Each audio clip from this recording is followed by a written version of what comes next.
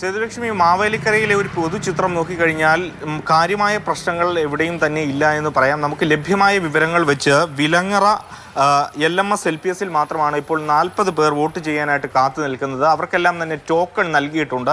പരമാവധി 7:30 ആ വോട്ടെടുപ്പ് അവിടെ പൂർത്തിയാക്കാൻ കഴിയുമെന്നുള്ളതാണ് പ്രതീക്ഷിക്കുന്നത്. മറ്റിടങ്ങളിലൊന്നും തന്നെ ഒരു നീണ്ട ക്യൂ അല്ലെങ്കിൽ അത്തരമൊരു സാഹചര്യം നിലവിൽ നമുക്ക് ലഭ്യമാകുന്ന വിവരങ്ങൾ വെച്ച് ഇല്ല.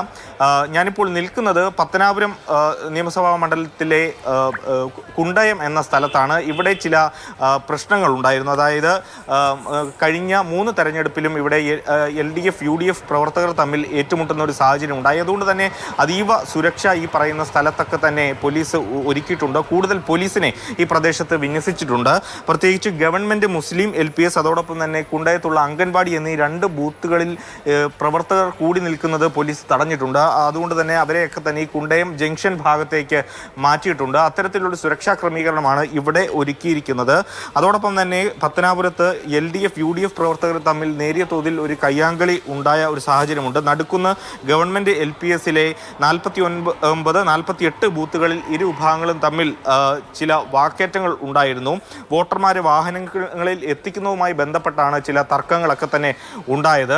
അതുകൊണ്ട് തന്നെ അത്തരം സാഹചര്യങ്ങളൊക്കെ കണക്കിലെടുത്തുകൊണ്ട് കൂടുതൽ പോലീസിനെ ഈ പറയുന്ന സ്ഥലത്തെല്ലാം തന്നെ മാവേലിക്കരയിൽ അധികം ആളുകളില്ല, ക്യൂ അധികമില്ല, 10-40 പേരേ ഉള്ളൂ. അപ്പൊ അതാണെങ്കിൽ ഇപ്പൊ പെട്ടെന്ന് തീരുമായിരിക്കും അല്ലെ? ഒരു 7 മണിക്ക് മുന്നേ തന്നെ തീരാനുള്ള സാധ്യതയുണ്ട്. നമുക്കൊരു ക്ലിയർ പിക്ചർ കിട്ടുമായിരിക്കും. പക്ഷേ ബാക്കിയിടങ്ങളിൽ അതല്ല സ്ഥിതി, പ്രത്യേകിച്ച് വടകരയിലൊക്കെ.